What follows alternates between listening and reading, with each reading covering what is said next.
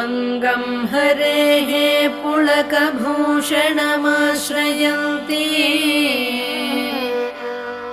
भृङ्गाङ्गनेव मुकुलाभरणं तमालम् अङ्गीकृताखिलविभूतिरपाङ्गलीला माङ्गल्यदास्तु मम मङ्गलदेवतायाः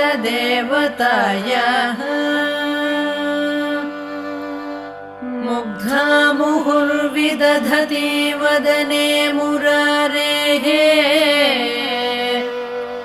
प्रेमत्रपा प्रणिहितानि गतागतानि मालादृशोर्मधुकरीव महोत्पलेया सा मे श्रियं दिशतु